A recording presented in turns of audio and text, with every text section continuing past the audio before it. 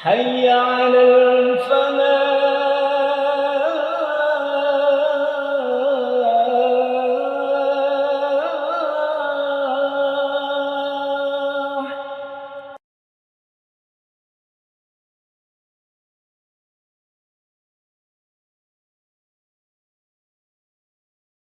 Assalamualaikum warahmatullahi wabarakatuh. Bismillahirrahmanirrahim. Alhamdulillahi rabbil alamin. Al-hadi ila siratil mustaqim. Asyhadu an la ilaha illallah wa asyhadu anna Muhammadan abduhu wa rasuluh. Arsalahu Allahu basyiran wa nadhira. وداعيا إلى الله بإذنه وسراجا منيرا اللهم صل وسلم وبارك وترحم على نبيك ورسولك محمد وعلى آله وأصحابه ومن تبعهم بإحسان إلى يوم الدين سبحانك لا علم لنا إلا ما علمتنا إنك أنت العليم الحكيم وتب علينا إنك أنت التواب الرحيم اللهم إنا نسألك علما نافعا ورزقا طيبا وعملا متقبلا ودعاء مستجابا بسم الله توكلت على الله ولا حول ولا قوة إلا بالله العلي العظيم. Hadirin Bapak Ibu jamaah salat maghrib rahimakumullah. Pertama tentu mari kita saling mengingatkan untuk memperkuat syukur kita kepada Allah Subhanahu wa taala. Memperbanyak dan meningkatkan syukur kita atas semua nikmat, karunia, hidayah dan taufik yang telah Allah berikan kepada kita. Yang dengan itu alhamdulillah kita bisa menjalankan perintah-perintah Allah dan meninggalkan larangan-larangan Allah dan Rasul-Nya. Dan itulah ciri-ciri orang yang bertakwa kepada Allah Subhanahu wa taala. Mudah-mudahan kita semuanya yang hadir di sini maupun pemirsa yang mendengarkan kajian ini semuanya ditakdirkan oleh Allah Subhanahu wa taala min ahlil muttaqin. Amin ya rabbal alamin. Salawat dan salam tentu kita haturkan kepada junjungan kita Nabiullah Muhammad Rasulullah sallallahu alaihi wasallam. Allahumma salli ala sayyidina Muhammad. Hadirin Bapak Ibu yang kami hormati, tema yang kita akan bahas, sedikit koreksi tadi ada salah yang dibaca, ya, yaitu berbekal diri atau berbekal diri jelang Ramadan. Ya, bukan dengan Ramadan tetapi menjelang Ramadan. Sengaja tema ini kita angkat karena kita sudah sangat dekat dengan bulan Ramadan. Malam hari ini kita masuk di malam nisfu Sya'ban. Ya. Ini malam nisfu Sya'ban yang kata Nabi sallallahu alaihi wasallam yaghfalun fihan nas.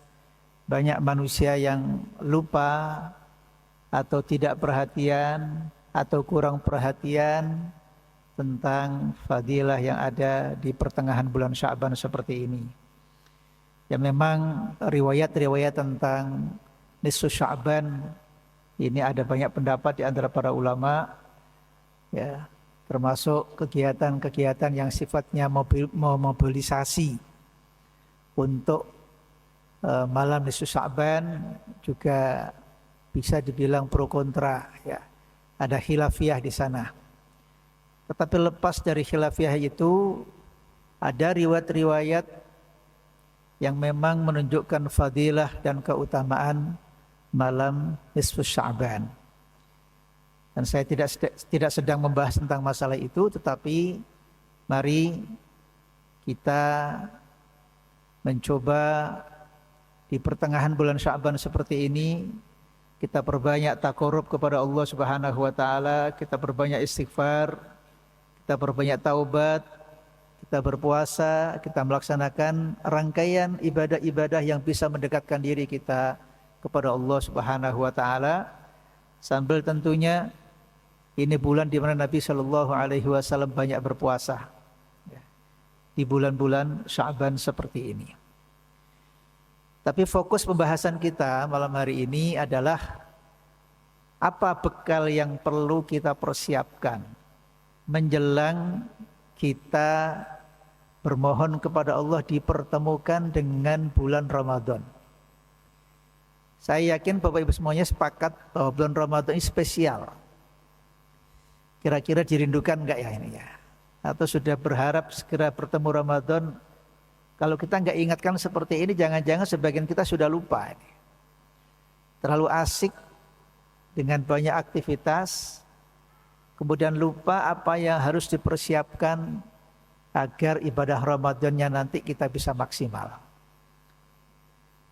Hadirin rahimakumullah, kenapa penting kita mendiskusikan tentang bekal menjelang Ramadan? Ada 4 poin, tentu nanti ada 4 garis besar yang kita akan sampaikan pada pertemuan singkat ya malam hari ini ya. Yang semuanya itu tentu berkaitan dengan pentingnya kita memperhatikan Ramadan itu sendiri. Ayat satu-satunya dalam Al-Quran yang bicara tentang kewajiban puasa Ramadan, Allah sebutkan dalam surat Al-Baqarah 183 ya. A'udzubillahi minasyaitonirrajim. Ya ayyuhalladzina amanu kutiba alaikumusiyam kama kutiba alal ladzina min qablikum la'allakum tattaqun. Ayyaman ma'dudat. Itu satu-satunya ayat yang bicara tentang kewajiban untuk melaksanakan ibadah puasa Ramadan. Dan dalam banyak tafsir, termasuk dalam tafsir Ibnu Katsir, ada penekanan, pemaknaan terhadap ayat ini. Di antaranya, pertama yang disebutkan ya ayyuhalladzina amanu. Karena tidak semua orang itu wajib puasa. Ini panggilan khusus buat kita kaum muslimin, buat kita orang-orang yang beriman. Allah hanya memanggil orang-orang yang siap dengan imannya itu untuk melaksanakan perintah Allah. Maka disebut ya ayyuhalladzina amanu, mari kita merasakan bahwa kita sedang dipanggil oleh Allah Subhanahu wa taala. Kita itu orang-orang beriman. Kita itu orang-orang yang dengan keimanan yang sudah kita ucapkan dan kita yakini, iman ini memerlukan bukti. Makanya para ulama mengatakan laisal imanu bitamanni wala bitahalli walakin ma waqara fil qalbi wa saddaqahu al-amal. Ulama-ulama kita dulu ketika menjelaskan apa itu iman, ternyata iman itu bukan sekedar ucapan, saya beriman, saya muslim, saya mukmin. Enggak cukup begitu. Iman itu didefinisikan sebagai ma waqara fil qalbi, apa yang ada dalam keyakinan diri. Hati kita meyakini apa, keyakinan kita seperti apa. Keyakinan itu kemudian wasaddaqahul amal, harus dibuktikan dengan amal. Amal itu bukti iman. Iman tanpa amal maka seperti buah pohon tanpa buahnya. Salah satu buah dari iman kita, khususnya dalam bulan Ramadan itu adalah ya puasa dan amal-amal yang lain yang dicontohkan Rasulullah Shallallahu Alaihi Wasallam, yang kemudian dari waktu ke waktu dipertahankan, dicontohkan kembali oleh generasi-generasi berikutnya, sehingga kemudian kita bisa mencontoh Nabi Shallallahu Alaihi Wasallam bukan hanya pada puasanya, tapi juga pada amaliyah yang diajarkan, dicontohkan Nabi Shallallahu Alaihi Wasallam, utamanya di dalam bulan Ramadan. Kembali ke ayat tadi sebelum kita bahas tentang bekal apa yang perlu kita siapkan. Allah kemudian mengatakan setelah dipanggil kita, ya ayyuhalladzina amanu. Ingat ya, ini panggilan khusus. Siapa yang merasa beriman harus merasa terpanggil dengan ayat ini. Kemudian Allah mengatakan kutiba alaikum. Sampai Allah menentukan derajat panggilannya. Apa itu? Kutiba alaikum. Makna kutiba itu artinya furido, diwajibkan. Jadi panggilannya adalah panggilan wajib. Menunjukkan tentang strata, tentang ukuran, tentang derajat. Dalam bahasa ulama-ulama kita di fikih itu ada panggilan yang derajatnya wajib, ada pula yang kemudian sunnah kan begitu. Nah ini pada masuk kategori wajib. Apalagi masuk dalam pengertian rukun Islam yang 5. Ya, syahadat, sholat, zakat, puasa, dan haji. Jadi ini panggilan secara khusus.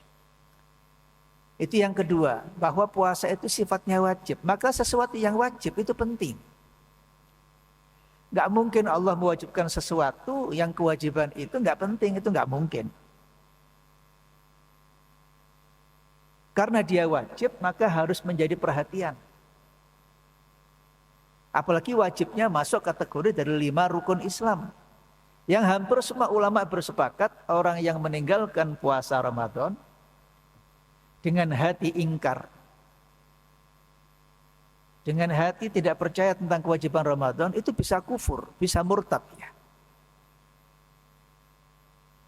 Sama dengan orang meninggalkan ibadah sholat. Dan problem kita masih banyak di antara saudara-saudara kita yang masih belum perhatian. Dan boleh jadi karena belum paham, nggak pernah hadir di majelis taklim, nggak pernah mendapatkan pencerahan, sehingga berislamnya itu tidak sepenuh hati. Nah ini tugas kita semuanya. Panggilan iman, kemudian derajat puasa itu adalah wajib. Kemudian yang ketiga adalah apa yang diwajibkan? Kutiba alaikumus siap. Di akhir ayat itu Allah mengatakan tujuan. Apa goal dari Allah mewajibkan puasa itu? La'allakum tattaqun. Ini jelas. Membaca ayat puasa jelas, jangan sampai kemudian kita kehilangan pemahaman atau kehilangan orientasi dari puasa. Karena puasa itu harus berefek kepada ketakwaan. Sebagai tujuan akhir dari diwajibkannya oleh Allah Subhanahu wa taala puasa. Kenapa? Karena memang faktanya kata Nabi juga banyak orang yang berpuasa dan tidak sampai kepada takwa. Nah inilah pentingnya kita diingatkan kembali seperti ini. Banyak orang itu yang berpuasa, tetapi puasa itu enggak mengantarkan dia kepada tujuan puasa itu sendiri, yaitu ketakwaan kepada Allah Subhanahu wa taala.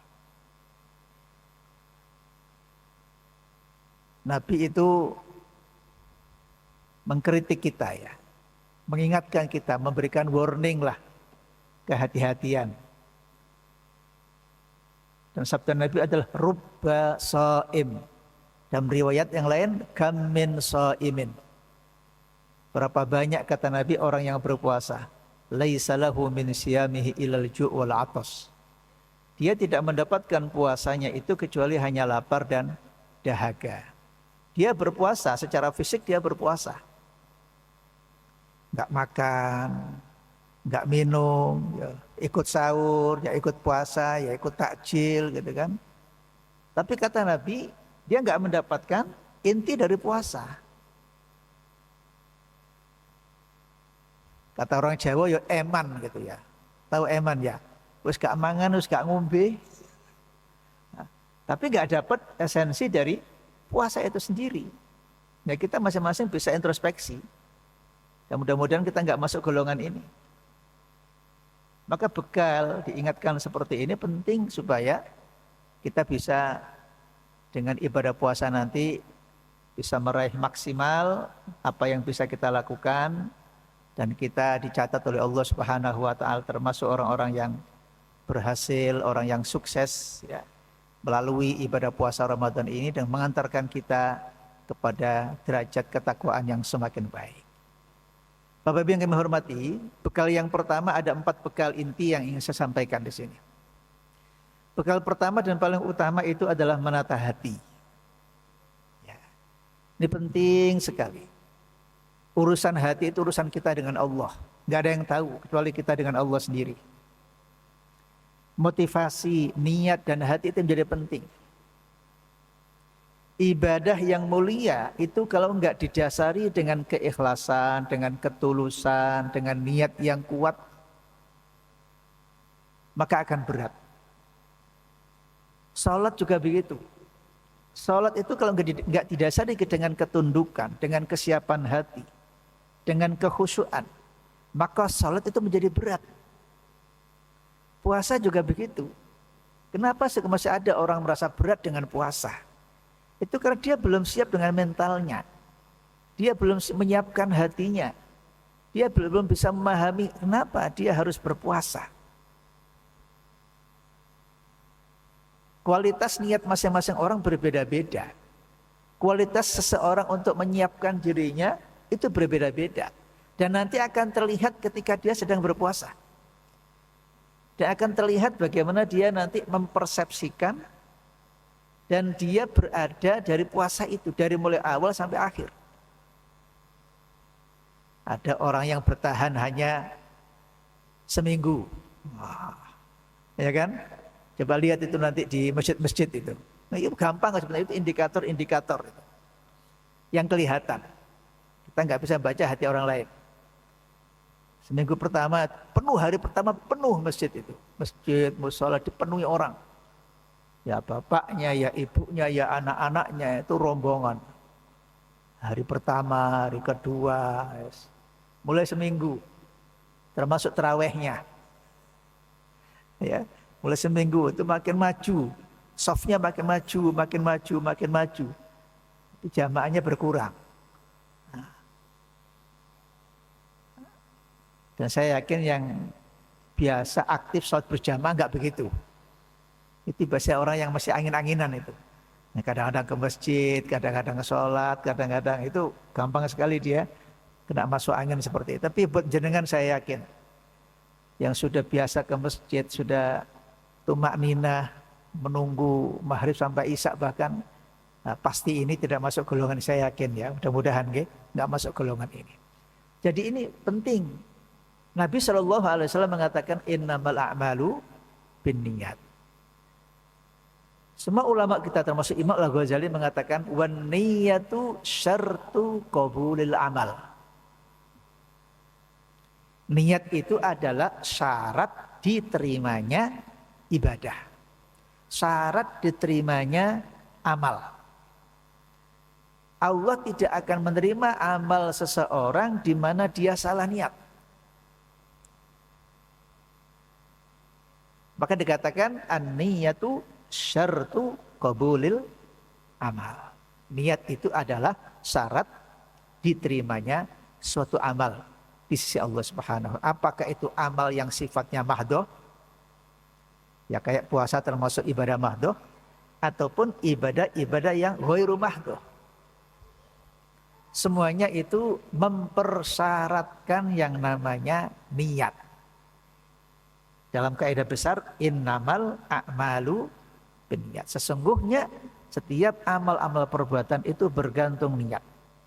Manakala niatnya karena Allah Subhanahu wa taala, maka insya Allah amal itu akan bernilai ibadah. Dan niat itu sendiri Bapak Ibu sekalian, niat itu sendiri harus istiqomah. Kadang orang itu di awal niatnya sudah benar, di tengah kemudian berubah, atau di akhir dia berubah niatnya, maka nggak akan diterima amalnya. Ulama-ulama kita, ulama tasawuf, ulama ilmu nafs mengatakan di antara pekerjaan yang paling berat itu adalah menata niat. Bukan puasanya. Pekerjaan yang paling sulit, pekerjaan yang paling berat, pekerjaan yang hanya kita sendiri yang tahu dengan Allah Subhanahu wa taala, dan Allah nggak bisa dibohongi, adalah soal niat.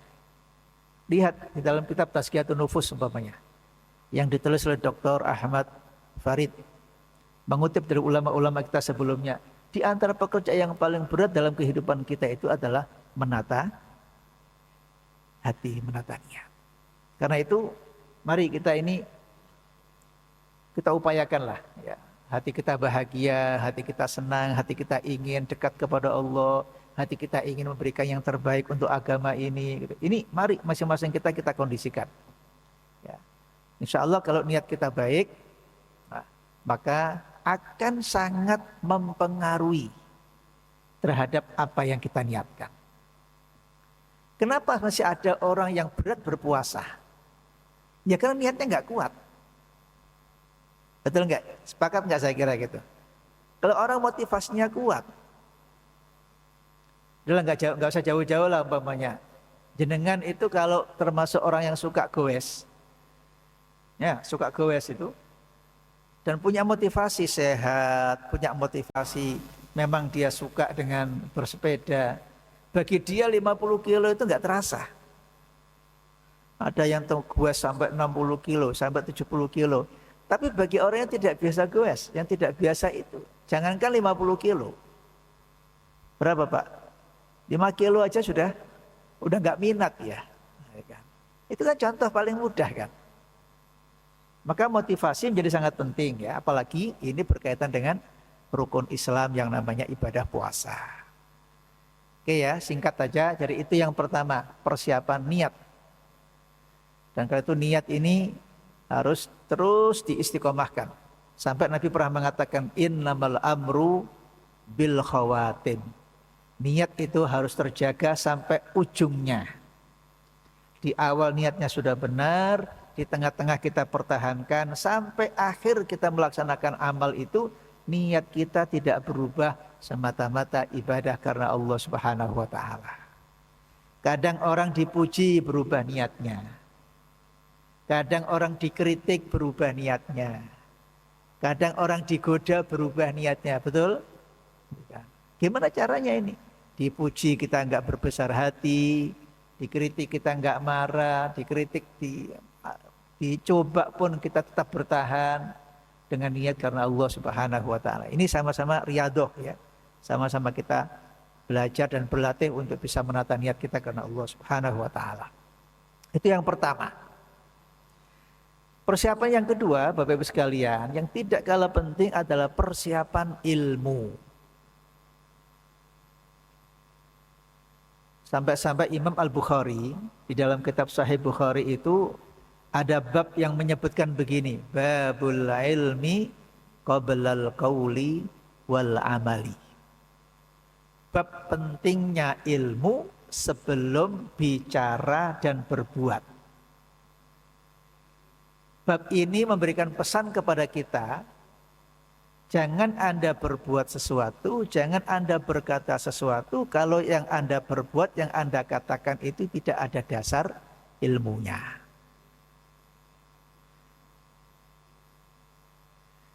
Ulama-ulama kita memahami ilmu itu pada posisi yang seperti itu. Kalau tadi niat juga merupakan syarat qabulnya amal, ilmu juga penting, apalagi ilmu yang sifatnya fardu ain. Di mana masing-masing kepala kita dituntut mau tidak mau harus belajar. Harus mau bertanya. Kan ada yang sifatnya fardu kifayah, ya kan? Kalau fardu kifayah kan sebagian orang belajar selesai, yang lain sudah gugur kewajiban.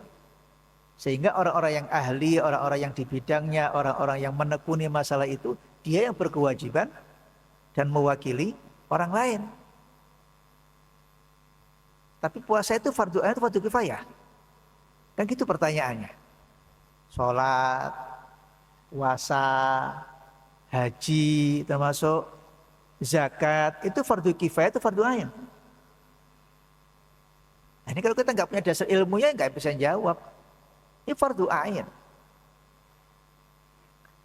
Apa bedanya fardu kifayah dengan fardu ain? Fardu kifayah itu adalah satu kewajiban bagi kaum muslimin. Apabila sebagian orang sudah melakukannya, maka gugurlah kewajiban itu bagi orang lain. Keilmuan-keilmuan yang dibutuhkan kaum muslimin, ada yang ahli medis, ada yang ahli ini, ahli itu. Sudah sebenarnya selesai kewajiban itu. Tapi yang fardu ain itu kewajiban yang melekat kepada individu per individu. laki-laki maupun perempuan, selama status kita adalah muslim, masih berakal, balik, gitu kan, dan akal kita masih sempurna, tidak gugur kewajiban mukallaf kita, taklif kita, maka kita bersifat fardu ain. Hadirin rahimakumullah, Allah Subhanahu wa taala juga akan mengangkat derajat orang yang beriman dan berilmu. Yarfa'illahu alladhina amanu minkum walladhina utul ilma darajat. Ilmu ternyata dicintai oleh Allah Subhanahu wa taala dan diapresiasi oleh Allah dengan diberikannya status yang lebih tinggi oleh Allah dibandingkan dengan orang-orang yang tidak berilmu. Nabi juga mengatakan talabul ilmi faridatun ala kulli muslim. Mencari ilmu bagi orang muslim hukumnya wajib. Apalagi wajibnya itu fardu ain. Ada kaidah usul fikih yang menyebutkan ma la yatimul wajibu illa bihi fahuwa wajib. Apabila suatu amal, suatu ibadah, suatu pekerjaan tidak akan bisa dilakukan secara sempurna kecuali dengan wasilah tertentu, maka wasilah itu hukumnya menjadi wajib. Anda tidak akan benar puasanya, kita tidak akan benar puasa kita kecuali kita harus memahami ilmu tentang puasa. Maka belajar tentang ilmu puasa itu hukumnya adalah wajib. Oke, ini bekal yang kedua. Dengan ilmu Bapak Ibu sekalian, orang akhirnya tahu, oh ini wajib, oh ini tidak wajib. Ini wajib, ini sunnah. Ini penting, ini tidak penting. Oh ini syarat, ini rukun. Ini yang dianjurkan untuk diamalkan, ini dianjurkan untuk ditinggalkan. Dari mana kita tahu itu? Kalau nggak ada ilmunya ya repot. Segala sesuatu itu kalau nggak ada ilmunya berat Pak. Orang bisnis nggak punya ilmu ya rugi terus. Ya kan? Kita di jalan raya tidak mengerti tentang rambu-rambu lalu lintas, ya kita pun juga akan gamang, akan takut. Nggak tahu aturan tentang lalu lintas, nggak tahu tentang aturan main. Orang bermain bola, nggak tahu tentang aturan main juga repot nanti. Problemnya kadang-kadang itu orang melakukan kesalahan, tapi dia nggak tahu kalau dia salah. Betul nggak Pak ini? Ini berat kan itu ya. Ada orang yang merasa benar, tapi dia salah sebenarnya. Ini repot. Kalau kita menghadapi ketemu orang begini kadang repot. Dia tuh salah tapi nggak tahu salahnya. Ditunjukkan salahnya, marah-marah. Ini repot, kalau begitu repot gini. Kita sakit datang ke dokter, dokternya bilang, enggak dokter. Saya itu nggak sakit, saya itu gini-gini. Dokternya dilawan, dokternya punya ilmu tentang medis. Lah kita datang ke dia, itu justru ingin diarahkan, harus melakukan apa supaya kembali sehat. Oke, singkat-singkat nggak, ini persiapan yang kedua. Jadi pentingnya apa? Ilmu. Ya, dengan ilmu insya Allah, khususnya untuk Ramadan, silakan pahami tentang fikih Ramadan. Sekarang era kita era serba teknologi, mudah sekali. Silakan diakses ya website atau sumber-sumber informasi yang kredibel. Website yang dikelola oleh lembaga, ulama-ulama, ya, YouTube, IG, banyak sekarang. Silakan ya. Anda yakin dengan sumbernya, kita yakin dengan ustadznya, dengan kiainya, dengan narasumbernya. Pelajari, nggak ada kata sekarang nggak tahu. Karena apa? Medianya sudah sangat mudah diakses. Saat saya sibuk kerja, Ustaz nggak pernah ikut taklim, bukan alasan juga. Silakan diikuti mana channelnya para asatid, para kiai yang Anda yakin keilmuannya. Pahami situ tentang fikih puasa. Apa saja perintahnya, apa saja larangannya, apa saja anjuran-anjurannya. Bagaimana cara mengerjakannya, silahkan dipelajari. Supaya apa? Supaya jangan sampai begitu kita masuk bulan Ramadan, baru belajar, terlambat nanti. Ya, terlambat nanti. Begitu kita masuk puasa Ramadan, semua persiapan yang kita butuhkan, pertanyaan-pertanyaan yang kita inginkan, itu sudah kita pahami dulu, itu akan sangat bagus. Oke, saya kira itu persiapan yang kedua ya. Sekarang persiapan yang ketiga, yang tidak kalah penting adalah ibadah puasa Ramadan itu ibadah yang membutuhkan persiapan fisik. Ya. Ini penting juga jaga kesehatan. Emang nanti kalau kita nggak bisa Ramadan itu, saya pernah mengalami tahun kemarin, di awal Ramadan harus masuk rumah sakit dan diinfus. Nah, ini ya kita terpaksa ya harus mengkodok ya, kita berhutang karena tidak bisa melaksanakan ibadah puasa. Tapi nggak ada masalah, andai kan kita sudah mempersiapkan semuanya. Perlu dipersiapkan kesehatan fisik, ya. Pola makan penting Pak. Dalam bahasa Al-Quran jelas sekali kita diperintahkan untuk mengatur pola makan yang bagus, makan yang berkualitas. Wa kulu min thayyibati ma razaqnakum, diminta kita ini untuk makan yang halal, yang thayyib. Apalagi ketika nanti puasa itu, terutama buat yang tidak terbiasa puasa, itu kan makin berat itu. Tidak terbiasa puasa sunnah, tiba-tiba kemudian puasa harus 30 hari, 29 hari. Itu enggak gampang. Bawaan yang ngantuk di kantor itu. Oh mas, puasa mas. Kok ngantuk puasa? Akhirnya mengurangi produktivitas. Yang disalahkan puasanya, kan jadi repot nanti ini. Kita bekerja, tidak lagi produktif, yang disalahkan puasanya. Akhirnya persepsinya salah. Ya. Puasa tidak membuat orang semakin produktif. Dijaga kesehatan ini. Karena itu tentang sahur umpamanya sangat dianjurkan. Meskipun hanya dengan seteguk air. Jangan sampai tasahharu, kata Nabi SAW, tasahharu fa inna fis sahuri barokah. Sahurlah kalian, karena dalam sahur itu, dalam makanan sahur itu ada barokah. Dengan izin Allah Subhanahu wa taala, orang yang sahur akan berbeda dengan orang yang tidak sahur. Ustadz ini nggak ada makanan, Ustadz ini nggak ada gulenya, Ustadz saya seneng gulai. Nggak harus gulai Pak ya. Sahur itu nggak harus yang berat-berat. Apalagi sudah usia-usia yang ini usia kepala 5 ini. Masing-masing usia itu juga punya ilmunya, makan seperti apa. Orang yang sudah kepala 5 bedakan dengan makan yang masih usia 20-an. Nah, itu kan. Nah, ini penting jaga pola makannya, ya. Nabi itu jarang kita mendengar Nabi sakit ya. Padahal Nabi itu Shallallahu Alaihi Wasallam itu tugasnya sangat berat. Malamnya ibadahnya luar biasa, dakwahnya luar biasa, ikut perang juga memimpin pasukan perang. Kurang apa itu? Tapi jarang sakit Nabi. Di antara al-medis salah satunya ya kata kuncinya ya di pola makan dan pola zat beliau.